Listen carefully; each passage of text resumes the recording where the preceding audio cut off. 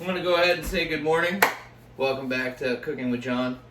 It is morning for me, and we're making a classic morning dish. I'm going to make some popovers. My fantastic neighbor Mary, she made some popovers the other day for her husband, and she was asking me for some tips. So figured I'd throw together a demonstration. Popovers are something that I grew up with. My dad used to make them all the time for my brother and I. Figured it'd be something that we could just whip together.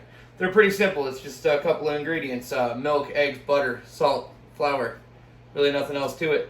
It's all about the preparation and what you're doing with it. I have this fantastic cast iron popover pan that I found in New Hampshire over the summer last year.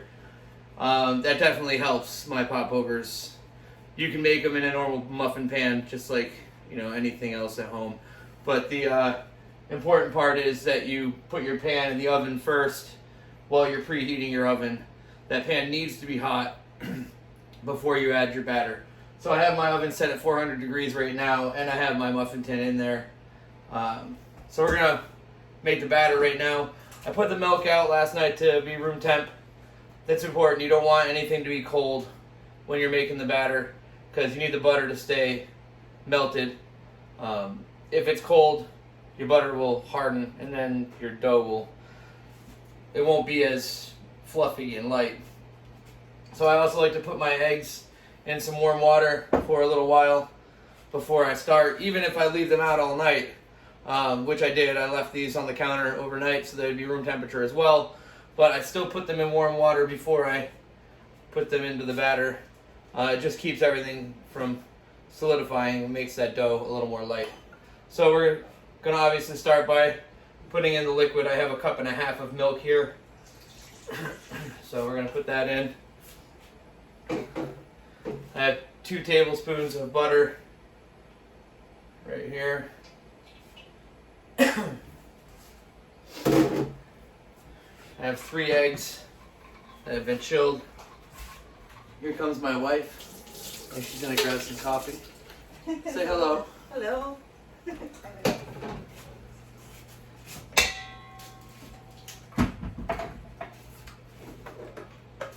It's important if you have a yard to compost. Considering I garden also, it's really nice to be able to put my food waste back into my food.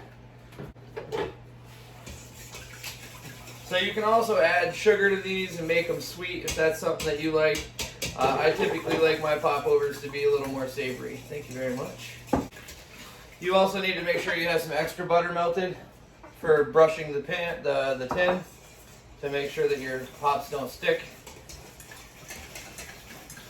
And now when you do the addition of the dry ingredients, thank you.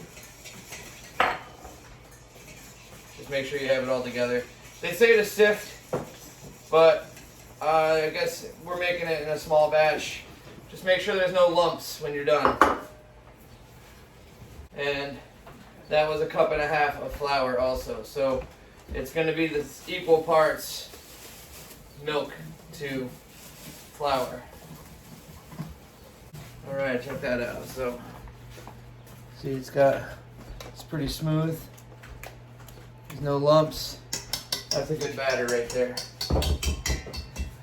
And now my pan is ready. So I'm going to put this into a container that's going to make it better for me to pour.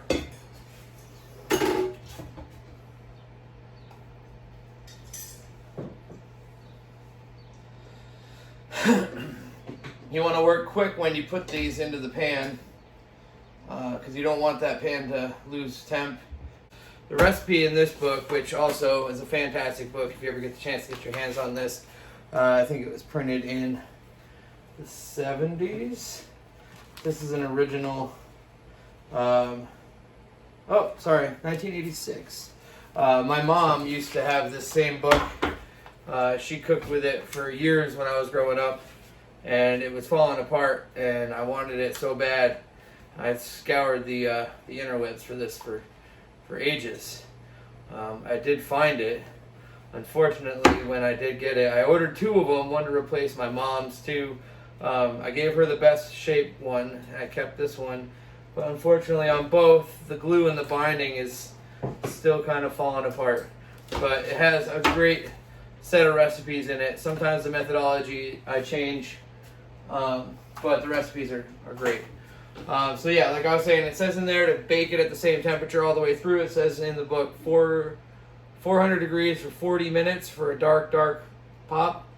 What I like to do is I will initially start at 400 degrees in the pan, and the way it reacts with the dough is it will expand really fast. You'll get that big fluffy pop over, and then we'll drop the temperature down to 375 after about 15 minutes, and we'll run the course for another 30. So it'll be 45 minutes total, 15 minutes at 400, and then 30 minutes at 375. And that should give us a nicely cooked popover with a lot of expansion, and a lot of color. So I'm going to go ahead and pull that pan out. Again, remember, it's going to be really hot. So we got to be very careful. All right? That's a nice little thing to put it on so I don't burn my table. And another good thing about cast iron is it keeps heat.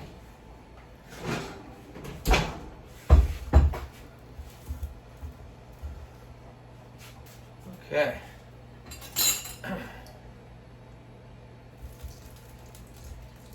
So it's not super important that you get all around the edges on this, because as you pour the dough in, it will bring the butter up the edges of the pan as well. So you just need to make sure you get some butter in there. Listen to it, huh?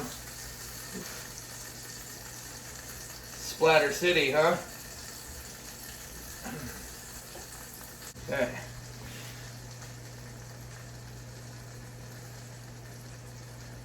So we're going about halfway up. Look at that. Made a perfect dozen, huh? Oof. Almost like I've done this before. Okay. Let's get these back in the oven. There's a drawback to cast iron. It's pretty heavy.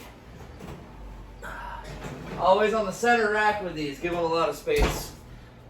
Alright, so again, like I said, 400 degrees, 15 minutes. Drop the temp 375. Don't even open the oven. You want to keep that heat in there. The less you look, the better off you are. Alright? 400 degrees, 15 minutes. Drop the temp to 375 for another 30 minutes. Get that nice color. You'll get that nice opening in the middle so you can pack it with jam and butter and whatever you want. Even ham and cheese. Love it with a nice slow roasted ham, some Gruyere. Oh, delicious. We are back. It has been the 45 minutes. Timer just went off. I'm going to pull these bad boys out. Oh yeah. Look at those beauties. That's what I'm talking about. So I knock them right out. Oh, almost lost one. Those look perfect. Put them on a tray here to cool down. Those are going to be spectacular. Let's take a look inside. They feel like they're nice and hollow, so I have a feeling they're going to look just right. Let's see. Ooh. Oh yeah. That's the pop right there. Oh, yes. Well, success. Thanks for joining me today. I'll post the recipe for these in the comments below. Again, anytime you have any questions, just throw them in the comments or post them on the page.